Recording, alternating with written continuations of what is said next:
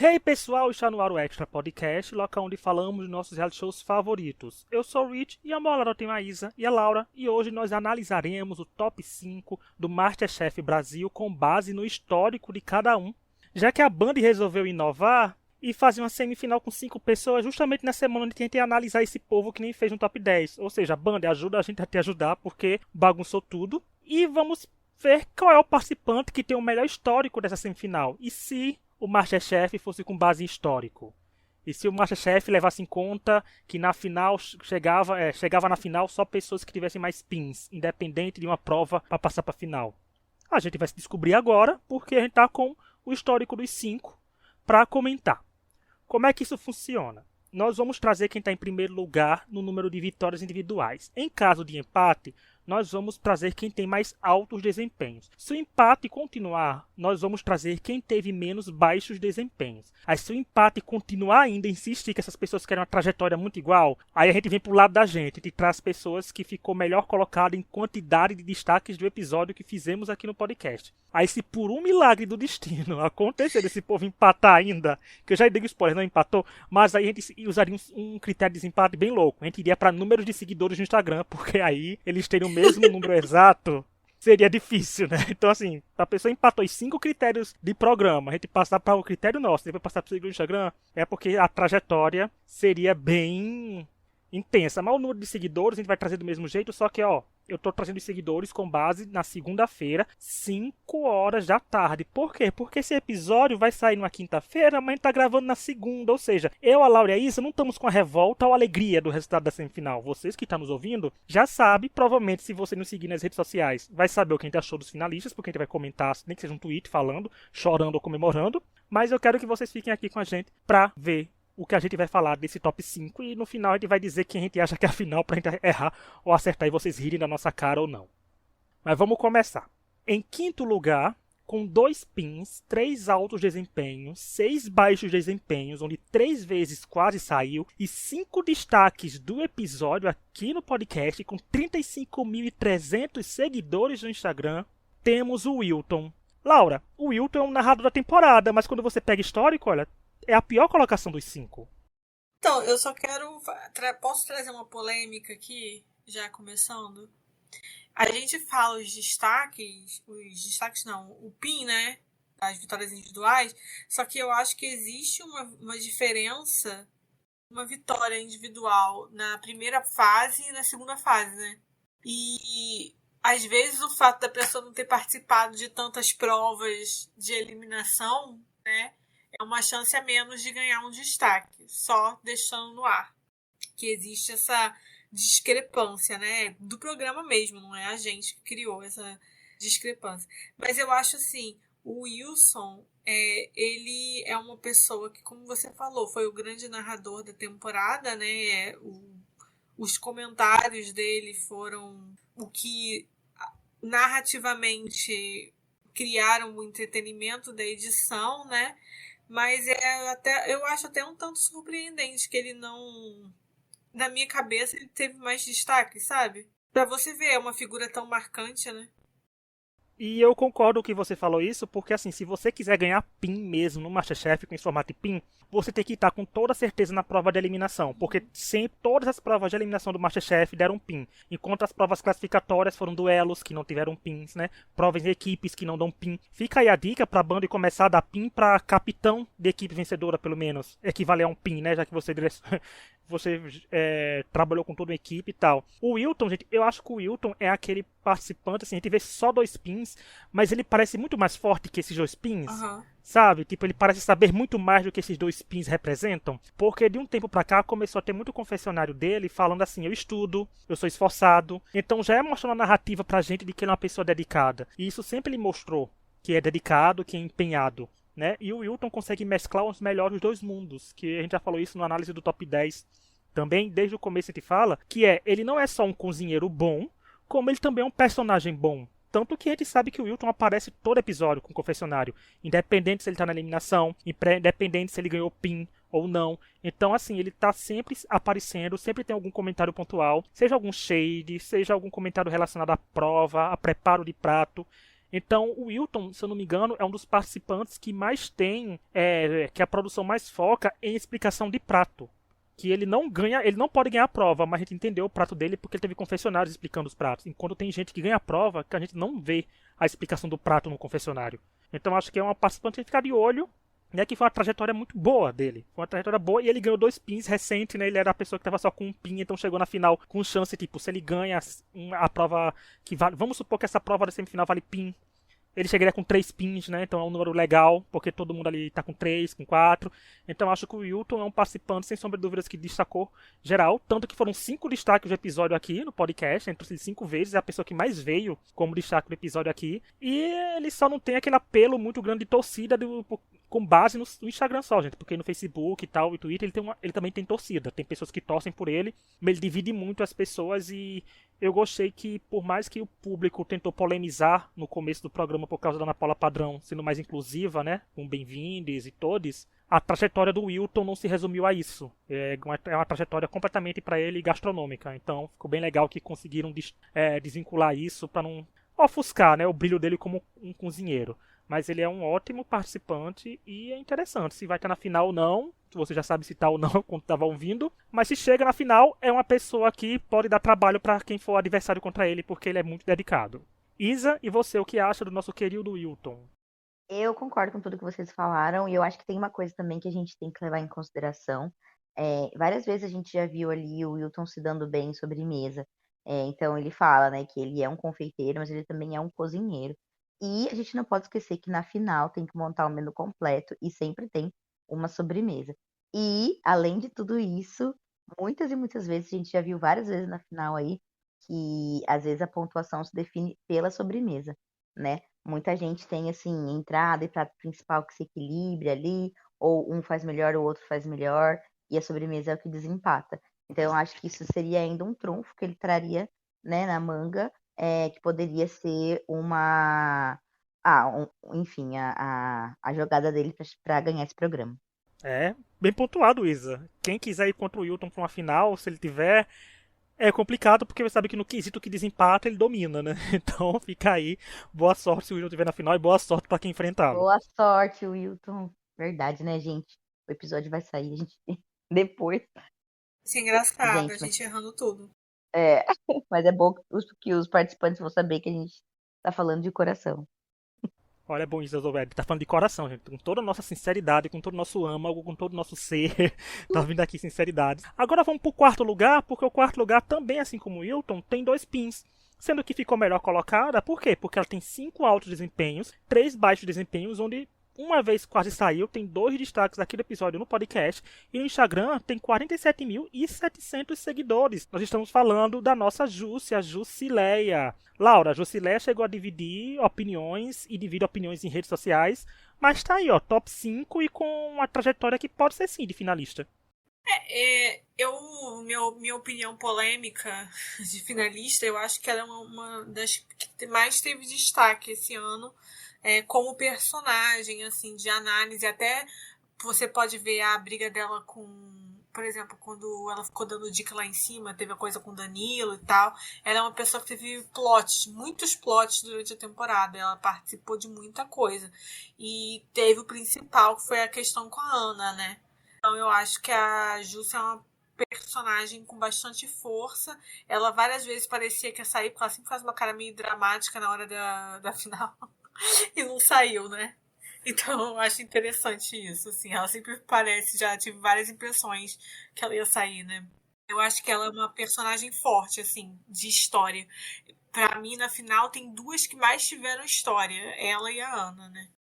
Não, e a Jusileia tem um critério assim, que recentemente começaram as pessoas a dizer que ela sai, né? É um grupo grande falando, a Jusileia que talvez saia, porque ela tá nervosa, tudo assim. Então, narrativamente falando, ela tem uma história muito boa. Quando você fala disso. Quando as pessoas começam a falar que querem aquela pessoa saindo e aquela pessoa não sai, o Danilo também tem disso, se torna uma história interessante, dizer, olha, vai calar a boca de todo mundo e vai ficar e vai ganhar. Então, assim, para se tratando de reality show, a Jusileia pegou esse plot em reta final e é um plot muito bom, né? Enquanto tem pessoas apáticas, assim, que não tem história para mostrar de reality show, porque assim, gente, tem que parar para pensar que o MasterChef não é só um programa culinário, ele é um reality show. Ele tem que contar uma história, ele tem que mostrar pra gente que aquela pessoa ganhou. Assim, a pessoa cozinha bem, sim, mas ela ganhou também, além disso, de cozinhar bem, tem isso por trás. Olha, acompanha a trajetória dessa pessoa, que você se lembra de fatos importantes e coisas que aconteceram. A Juscelia tem isso. A Juscelia passou por momentos de ser mocinha e vilã, dependendo da ótica aqui do dia do episódio que você assistisse.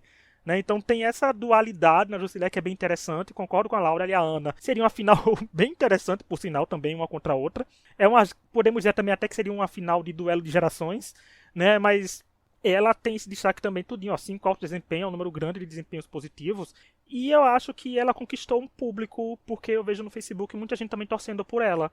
Mas aí eu não sei até que ponto ela tem força num prato, mas como eu falei, semifinal com 5, com 2 pessoas só na final, eliminando 3, tudo pode acontecer, principalmente tratando do MasterChef e com pessoas com histórias e com enredos, né? Resta saber qual é o enredo, além da culinária, que o programa quer contar, e se quiserem contar um da Juscelia, ela tem cara, tanto de vencedora como de finalista.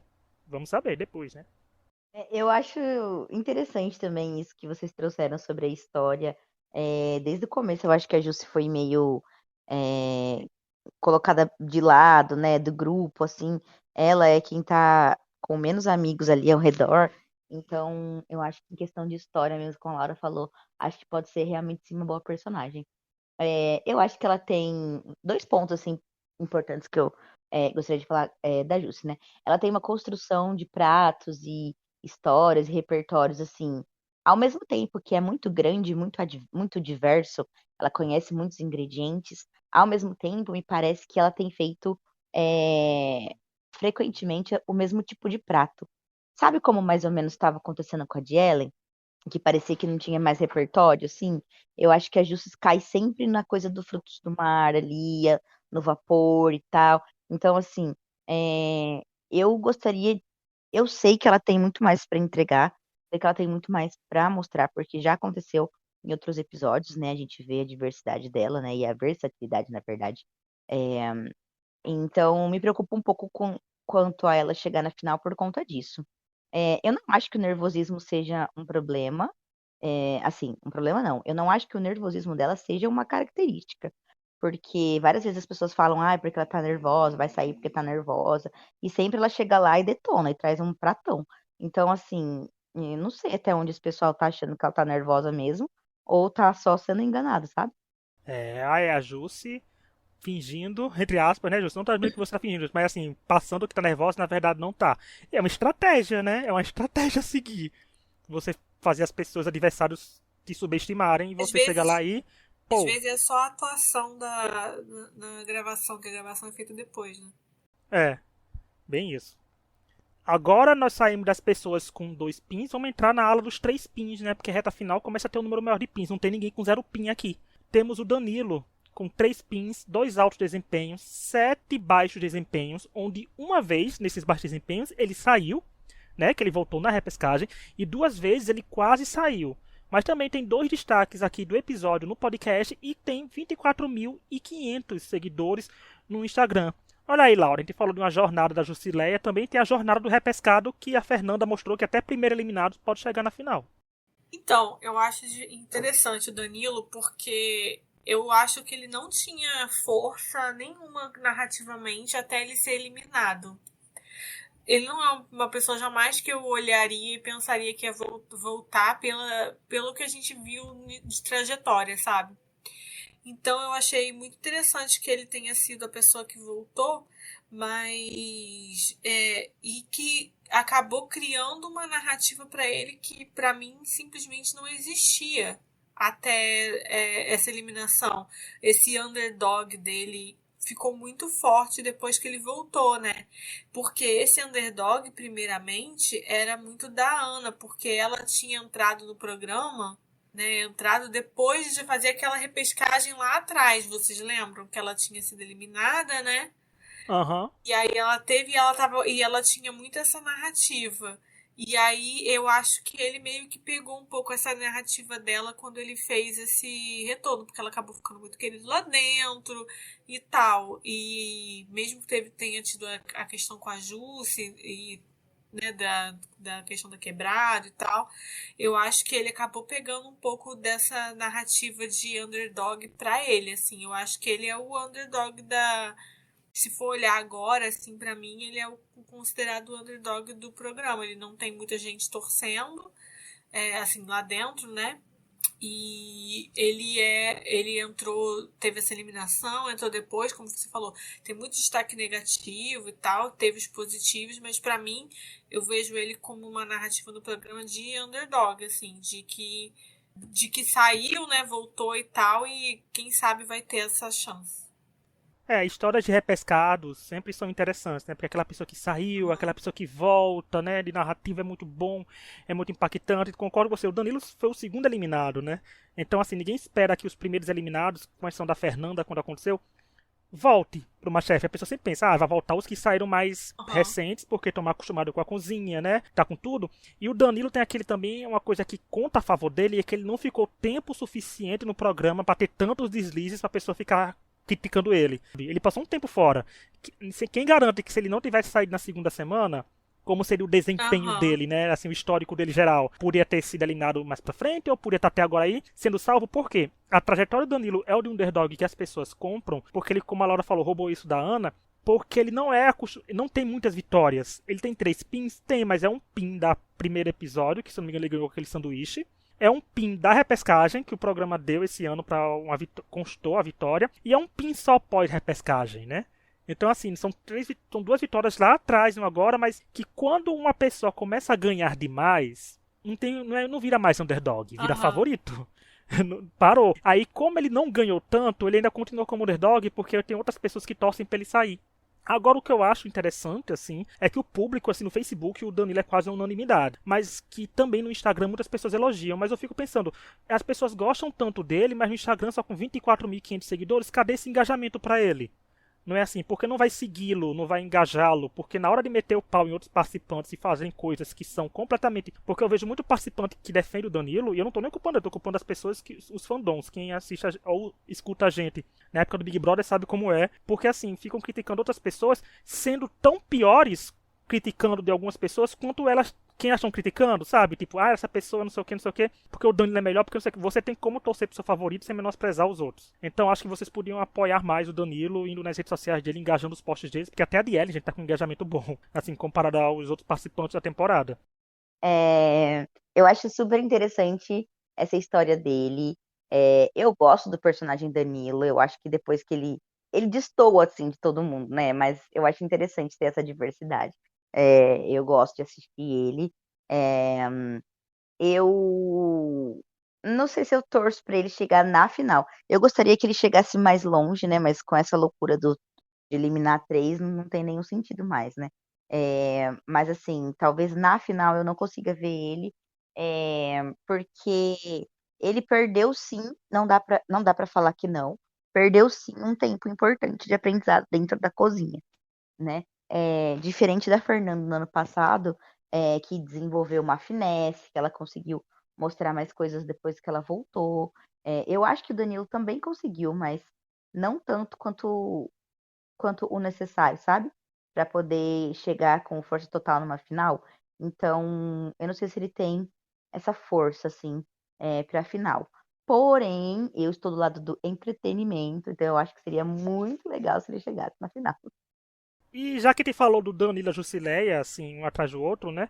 Eu acho que ele, como tem torcidas do público que tem quase a mesma linha de pensamento de torcida, eu acho que narrativamente falando, eles não fazem uma final. Aí eu posso estar errado e amanhã tá, né, acontecendo eles, né, na terça tá acontecendo eles indo pra final. Mas eu acho que, se tratando de enredo, não tem, assim, Jusileia versus Danilo, não é uma disputa que não sei se você pega em rede, faz, mas não sei, como a gente falou, não sei o que se passa na cabeça do povo e não sei como vão ser nem as provas, assim. Mas eu acho que, não sei. Eu acho que Danilo é bom chegar na final contra as outras pessoas. Danilo com a final, casa uma final Danilo contra o Wilton, por exemplo. Caso Eu uma final acho Danilo contra a que Luna, Luna caso uma contra a final Ana. Danilo contra a Ana facilmente. Mas não é a minha aposta. Eu também eu acho que eu consigo ver também. Também não é a minha aposta. Aí vai amanhã acontece a final, né? Porque é Mas de típico da Danilo e gente Ana. errar Não é minha aposta, previsões. mas é. Então, espera aí, eu vou mudar. Eu vou falar que é minha aposta, porque aí a gente tem a pessoa que não aposta, e que aposta, a probabilidade da gente acertar é maior. Ou seja, a gente vai acertar o resultado, você não sabe quem de nós vai acertar, né? Então, assim. Mas antes de continuar, eu quero lembrar que estamos nas principais plataformas de áudio, como Spotify, Apple Podcasts, Deezer, Google Podcasts, Amazon Music, toda quinta falando do MasterChef Brasil ainda, né? Que o MasterChef Brasil ainda vai ter a final. E nos avaliem com 5 estrelas, indique os podcasts para os amigos, e é isso. Aproveite para ouvir nossos episódios sobre os outros reality shows também, e sobre essa temporada que tivemos convidados, a Kellen esteve aqui com a gente, o Bruno, o Neilano, o Ender, que essa temporada, o Diego, sabe, o Eduardo Bacon, então vão ouvir aí que tá bem legal. E isso eu quero dizer, olha, escutem o episódio da gente 295, porque eu, a Camponeus e a Luísa Martins comentamos a estreia da primeira temporada do Drag Race Brasil, gente. Toda quarta-feira tá indo ao ar pela Paramount Plus e às 9 horas da noite tá indo ao ar pela MTV. E assim também como o episódio 293, onde eu, a Laura e a Mafê comentamos as mudanças já anunciadas pro Big Brother Brasil 24, que é simplesmente mudança na forma de votação, com votação com CPF, realmente essa fanfic virou realidade, e votação pra ficar. Então estão tudo lá, tudo linkado, vão lá ouvir, dá stream pra gente, e vamos lá. Agora, pra falar do top 2, não ficou nenhum mistério, porque a gente sabe que a Ana tem 4 pins a ficar em primeiro lugar, mas a surpresa, eu acho, aqui pra gente, foi a Luma, porque quando a gente fez a análise do top 10, ela não tinha nenhum pin. A gente até falou, não, a não ser que ela vença mais provas e desponta, assim, foi o que aconteceu, e a Luma aparece aqui em segundo lugar, com 3 pins, 5 altos de desempenho, 2 baixos desempenhos, 4 destaques aqui do episódio no podcast e com 71.400 seguidores no Instagram. Laura, ela de certa forma virou uma favorita que cresceu na reta final e é uma narrativa que pode ser interessante, mas você acha que a Luma é finalista? Apareceu na hora certa, né? Mas eu não vejo a Luma como finalista, porque pra mim a Luma não tem uma história dentro do programa. Sim. Ela tem essas coisas, mas eu não vejo, assim, narrativamente falando, não que ela não seja boa, né? Nada disso, não estou falando disso. Estou falando de edição. Eu não vejo ela com uma questão forte, assim, pra uma final, assim, pra ser... Ela, sabe, não tem nenhuma história com ninguém, assim. A Luna é uma personagem, uma pessoa que sempre foi, ela foi muito pouco às vezes que ela foi entre os piores, ela sempre ficou, mesmo antes ela ficava sempre no meio ali, e aí ela deu essa despontada que ela começou a ganhar bastante agora no final. Mas ela é uma personagem que eu não vejo que tenha tido tanto destaque até esse ponto. Então eu não sei como isso se... Pensando assim, no meu histórico de assistir reality show... de assistir e buscar essas coisas, eu não consigo achar muito, assim, se eu fosse apostar numa final, ela não estaria na minha final, por isso, não porque eu não acho que ela é boa, eu acho que ela é boa, assim, se ela for a melhor, né, merece estar lá, não é por merecimento, é pensando na questão, assim, de uma narrativa do que o programa mostrou até agora. Eu acho que a Luma foi uma pessoa que apareceu muito pouco pra gente, como público.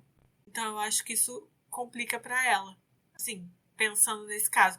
Mas ela parece ter uma torcida forte, que gosta, que segue. Ela é uma boa cozinha, ela faz pratos interessantes, diferentes. Eu acho que isso vai ao favor dela e vai a favor do público que gosta dela.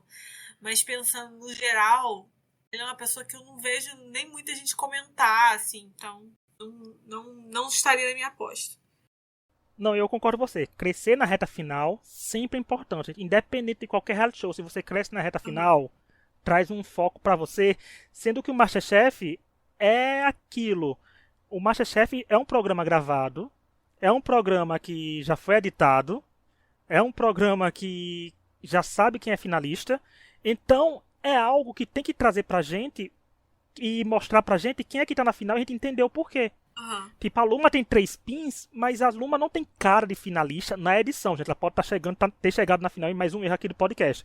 Mas ela não tem cara de finalista no sentido porque em nenhum momento. Né? Porque assim, ela ganhou 3 vitórias, ganhou, mas antes o programa, quando começou a ser editado, ele já tinha esses 3 pins. Né? Com o MasterChef, por exemplo, a temporada profissional já tá gravada, a amadora também tava bem gravada. Então é uma coisa que faltou criar esse enredo pra gente, e como eu falei do Wilton, que o Wilton explicava muitos pratos, foi como eu falei semana passada, o Emanuel, por exemplo, explicou o prato da Luma. né, explicou o resultado da Luma. Não tem muitos confessionários da Luma. E a gente sabe que por mais que as pessoas não rendam tanto em confessionário, se a pessoa é finalista e potencialmente vencedora da temporada, eles dão um jeito. Porque teve a mudança da Maria Antônia, teve o crescimento da Michelle, teve o Rodrigo, que era mais calado que a Lorena, também tendo mais destaque. Então tem coisas que podem ser feitas na edição. São coisas pequenas. Mas a Luma tinha uma torcida grande, gente, quando ela tinha 0 pins ainda. Então trazer 3 pins é bons. E a Luma venceu, se eu não me engano, 2 pins da Luma foram quando todo mundo estava indo ruim.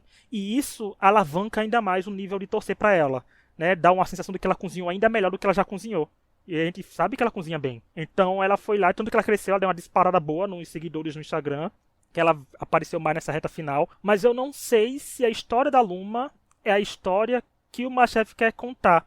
Porque se comparam a Luma com Isa, se compara a Luma com outras pessoas, mas eu acho que já compararam a Luma com a Isa nas redes sociais, já compararam ela com a Elisa. Mas a Isa e a Elisa tiveram uma história contada pra gente nas suas temporadas, né? A Isa sempre foi tratada como uma pessoa a ser batida no MasterChef em 2021.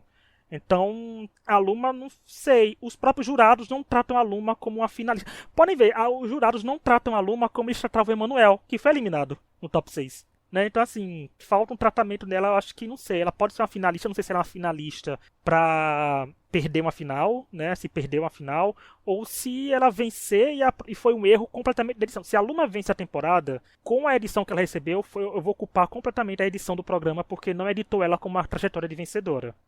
Porque dava pra ter feito ela aparecer desde o começo da temporada, pra todo mundo ficar de olho mais, e etc. Mas eu acho que teve esse vacilo da edição com ela, e não é nem culpa nem dela, né? Porque quando dá pra editar, dá pra editar. Por mais que a pessoa seja mais tímida, mais introspectiva. Mas eu acho que a Luma cresceu bastante, tá aí em segundo lugar, 3 pins. Bom, tudo que vocês trouxeram são pontos extremamente importantes, né? Às vezes eu fico pensando que parece que a gente é um disco rachado, né? A gente sempre fala as mesmas coisas. Essa crítica da edição aconteceu com o No Limite recentemente, onde o vencedor também precisaria ter mais tempo de tela, precisaria ter dado mais informações para a gente sobre o jogo dele, e se o caso da Luma vencer, o que eu acho que pode ser sim, porque ela é uma excelente cozinheira, ela é uma ótima cozinheira, e além dela ser excelente cozinheira, ela é muito esperta e inteligente.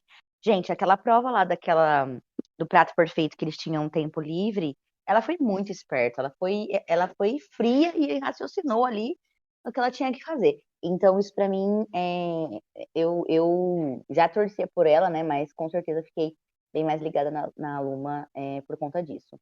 E aí, novamente, né? Como vocês falaram, com certeza isso é um erro da edição. Eu acho que ela tem sim potencial para vencer. Ela tem bastante repertório, ela trouxe essa versatilidade que eu acho que é necessário para um campeão de MasterChef. Mas o ponto negativo da trajetória da Luma é realmente a parte da edição. Ela teve um confessionário, como chama quando eles falam da história deles? Não é confessionário, né? Ela teve um VTzinho. VT. Isso. O mais tarde de todos. Só o único mais tarde que teve foi o do Danilo, que voltou na repescagem. E mesmo assim, ela teve um VT depois da repescagem que o Danilo voltou. Então, assim, é muita. É esquisito pra gente assistir, né?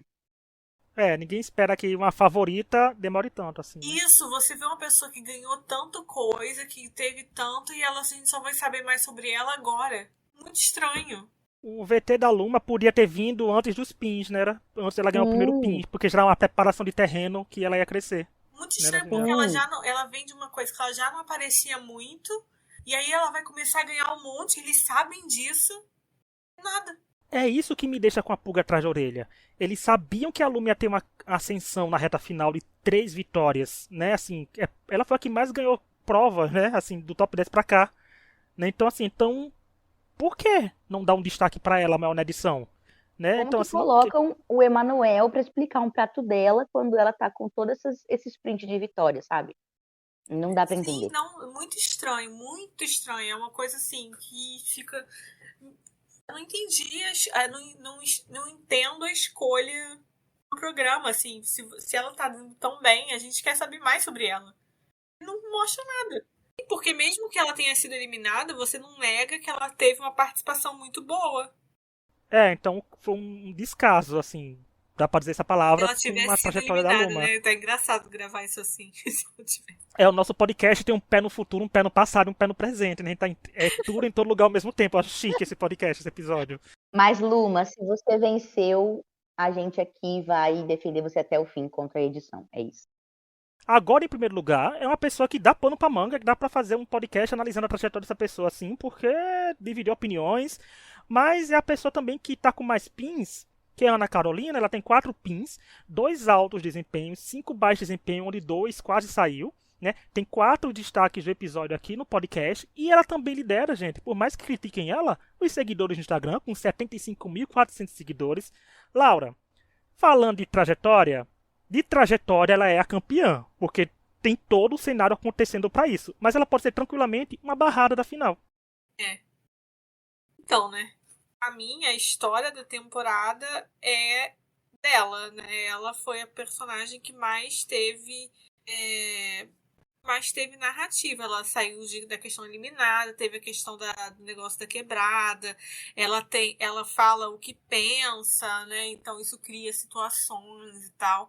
Pra mim, a Ana é a protagonista que eles escolheram. Só que isso não quer dizer, ela e o Wilton, né? Isso não quer dizer que o protagonista não pode ser eliminado na semifinal. Porque jogos funcionam assim. Às vezes o que você escolheu pra representar o programa não é o que vai necessariamente ganhar. Não precisa ser o que vai ganhar. É mais isso, né?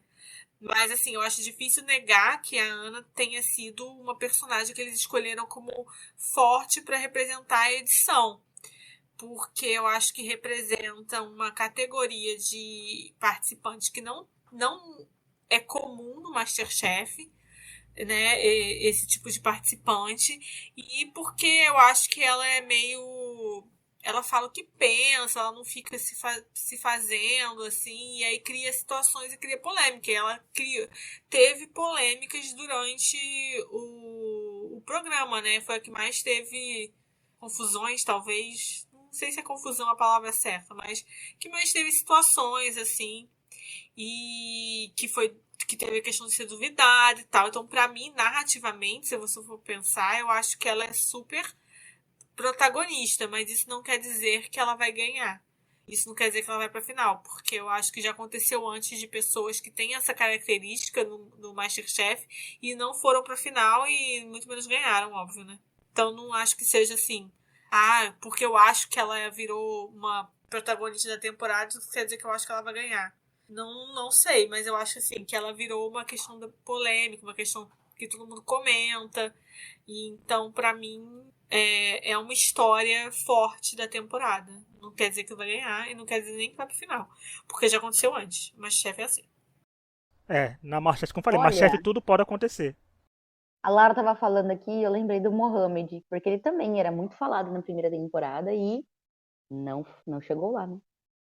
Tem outros personagens que são muito falados e eles são falados e são eliminados antes, na semifinal, perto. Então, assim, não quer dizer isso. Mas eu acho que é difícil negar que ela virou uma personagem muito forte pro bem e pro mal. Assim, se você for olhar semana passada e na outra semana, tinha muita gente indignada que ela não tinha sido eliminada, né? Então, eu acho, assim, que virou um ponto de contestação até do programa. E ninguém sabe como o programa é gravado, até onde se interferir, o público interferir com o programa sendo gravado ainda, né? Porque a gente sabe que pode interferir, que outras temporadas são gravadas no meio do caminho e ninguém sabe o que pode acontecer, né? Com o favoritismo do público, fazer a pessoa ter uma edição melhor, a pessoa não ser tão favorita do público ter uma edição mais fraca, né? Então, ninguém sabe. E a Ana Carolina, como a Laura falou no começo do Danilo, era a underdog original. E eu acho que ela ganhou pins em momentos certos. Ela ganhou pins em semanas que, assim, ela ganhou um pin aqui, depois ganhava outro pin ali. Ela sempre estava um pouquinho em evidência até conquistar esses 4 pins. Eu acho que o que ela não fez certo foi que ela começou a derrapar na hora errada, né? Na reta final. Ninguém quer a pessoa começar, porque se fosse, tipo, ela quase saiu semana no top 7, se ela tivesse ido bem, tipo, ganhado o 5º pin no top 6, o povo vai dizer, não, tá aí, Ana, não sei o quê. Mas ela ganhou, né? Vai chegar na semifinal com a pessoa, na teoria, que pode ser eliminada, né? Assim, que tava com 2 derrapadas. Quase foi eliminada 2 vezes seguidas. Então, assim, e isso, ela tem um número de seguidores legal, então o povo que torce pra ela não só comenta nas redes sociais, como vai lá apoiar ela.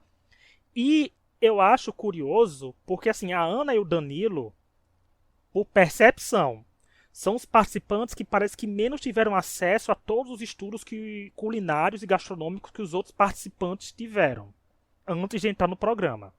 Porque tanto a Ana quanto o Danilo parece que estão aprendendo o MasterChef participando do MasterChef. Sabe, a trajetória da Ana é de que ela aprendeu a fazer o prato durante ali, estudou durante as semanas e fez. Assim como o do Danilo também, ele está aprendendo assim. Então eu Eles fico. nunca sabem, né? Eles nunca sabem. E, gente, isso é super natural. É uma temporada amadora, é normal ter participantes que não que cheguem sem saber algumas coisas que são ali. Porque não é todo canto que tem livro gastronômico com facilidade, livro culinário e etc, né? Pra ver, tanto a Ana como o Danilo. Mas eu vejo o público dando os tratamentos completamente diferentes pra Ana e pro Danilo, porque pra Ana ela sofre de comentários extremamente elitistas, porque questionam se ela é da quebrada por ela não saber fazer, e isso é elitismo, gente. Você colocar a pessoa naquela caixinha que só porque ela é daquele lugar ela não tem acesso a informação, não pode crescer, não pode aprender. A Laura até falou isso, não foi lá numa semana, dizendo que ela quer dizer que ela não pode aprender nunca, né? A cozinhar um prato, ela não pode ter acesso ao livro. Às vezes as pessoas são capazes, só não têm oportunidade, né? Só não tem aquela oportunidade de ter um acesso bom. E pra Ana e pro Danilo, tá sendo bom o MasterChef porque estão tendo conhecimentos novos, estão tendo contatos novos. Mas a pessoa pega muito pesado, eu vejo comentários extremamente pesados pra Ana, né? Assim, por isso eu falei aquilo, as pessoas estão rompendo uma linha, tipo, criticar, dizer assim, eu acho que a Adiele deveria ter ficado porque o prato dela é melhor que o da Ana, eu acho que o Emanuel deveria ter ficado porque a Ana se viu isso. Ok, porque é culinária, é de participante, eu não gosto da Ana porque ela é chata, não é simpática. A pessoa dizer isso, ok, a gente faz isso nesse podcast, né? Torce pelas pessoas assim também. Mas as pessoas estão pegando em comentários muito pesados e ainda fica assim, eu não sei, fico falando coisa muito pesada, gente. Não vou replicar aqui alguns comentários que eu leio, mas no Facebook, pura radiação. De você sair com 5 olhos na cara de tanta radiação. Mas eu acho que a Ana tem uma trajetória forte e uma trajetória potente. E é forte para uma final. Eu acho que todos os 5 são fortes para uma final. Mas como falam aquela coisa que eu falei no começo. A gente tem que ver as pessoas como são cozinhando e como o programa quer passar aquela pessoa pra gente. Porque até quando a Ana foi ruim nessas 2 últimas semanas, o programa não tentou mostrar ela de forma tão negativa. Não sei se Laura e Isa concordam, mas não foi. Sempre mostrou, pontuou coisas mais negativas de quem estava saindo. Eu acho que foi. Então, assim, eu não sei. Se ela for uma barrada da final, pode ser uma pessoa que fique com a estigma de injustiçada, não sei ou não, por ter 2 baixos desempenho, mas pode ser uma pessoa que tem uma trajetória boa para voltar numa revanche, por exemplo, de dizer assim, foi a barrada da final e tal, mas tá aí, pode ser aquela finalista que não vença, né? Tá ali, tem uma história boa, história legal, que chegou na final, mas é a que não venceu. Então Ana tá aí com seus 4 pins. Se chegar na final, vai ser merecido como qualquer um dos outros 5, porque é por prova. E se não chegar na final, eu particularmente vou ficar triste porque é minha favorita, né? Aí vai ser coisas minhas, mágoas minhas. Todo ano nasce uma Lucy Jones nova pra mim. Quem acompanha a gente desde a época do X Factor sabe a referência, né? Meu Mas Deus! Nossa sempre Senhora. nasce, né? A Lucy Jones não tinha nem um mínimo de tanta vitória, tanto poder Não quanto tinha a pins Ana, contra gente, pin, né? pelo amor de Mas é Deus. porque outras das vezes que eu tô assim, Little Mix venceu, Samantha Jade venceu, né? Então, assim, de pessoas que perderam. Mas tá aí, Ana Carolina tem que se orgulhar da trajetória e eu gosto que ela tem atitude, não deita pra ninguém, porque tem que mostrar pra esse povo que fica com preconceito aí pra cima dela, que ela não vai ficar de cabeça baixa não, porque o povo gosta de pessoa coitadinha assim, né? Tem que ser, eu sou coitado, eu não tenho forças, oh meu Deus, me ajudem. Mas ela não é assim. E eu gosto disso, Ana. É da quebrada mesmo e bota pra quebrar nesse povo. Eu acho que de todo mundo que apareceu até agora, né, eu acho que ela tem a trajetória mais forte para ser a vencedora da final. Lembrando que estamos falando assim de edição, né? Porque infelizmente a gente não come nenhum prato. Gostaria? Gostaria, mas ainda não tá dando. Então, assim, olhando para o programa como uma narrativa, a Laura já falou outras vezes, né, no episódio de hoje ainda, eu acho que a história que foi contada desse MasterChef é a da Ana Carolina. Então faz todo sentido que ela esteja na final. Eu espero que a produção tenha sido coerente, né, a esse ponto. Mas eu acho que é bastante incrível, assim, ela tem muito talento, ela já demonstrou isso várias vezes, deu umas escorregadinhas agora na reta final, deu umas escorregadinhas, mas, como a gente estava falando antes, é um programa, são todos amadores, também não tem ninguém ali que é 100% perfeito, né? Ela é a participante que tem mais pins, então teve mais vitórias, então isso é lustroso, é vistoso ali no avental, né? Então eu acho que é uma É um visual bastante. Um visual não, vai. É uma evidência bastante importante de toda a trajetória dela. Mesmo que chegue lá no episódio de amanhã e nada aconteça com esses pins, eles levem de recordação, é uma. Foi uma trajetória que ela conquistou, né? Então, assim, eu acho que é inegável a gente falar que ela tem o favoritismo nesse momento. Tudo pode acontecer, gente. E aí, comentem aí na descrição onde você estiver ouvindo a gente. Se a gente acertou, se a gente errou, pode zoar da nossa cara. Porque a gente fez suposições aqui que podem estar acontecendo completamente errado. Esse episódio vai ao ar Ai, depois não do. zoa do Rich, porque é ele que propôs esse negócio Não, difícil aí. E esse episódio vai ao ar, gente, tranquilamente na quinta. Você está ouvindo a gente na quinta, a gente tá gravando na segunda, o episódio vai na terça, ou seja, um caos. Mas eu quero ver o que vocês acharam. E vai aí, o que vocês acharam da gente ranqueando esses participantes de novo? E eu quero deixar a pergunta no ar para nossos ouvintes. O Masterchef podia ser assim? De chegar até uma etapa e no final o seu histórico que te botar numa final? Ou você sempre tem que chegar na final cozinhando, como é a proposta do programa, que é um programa culinário? Fica esse questionamento, a gente pode trazer essa pauta semana que vem, que onde eu, Gabi e Isa vamos comentar a final. Aí a gente vai saber de fato quais são as duas pessoas lá. Pode ter 3 pessoas na final, gente. A Band só fez um post no Instagram zoando a cara da gente. E aí?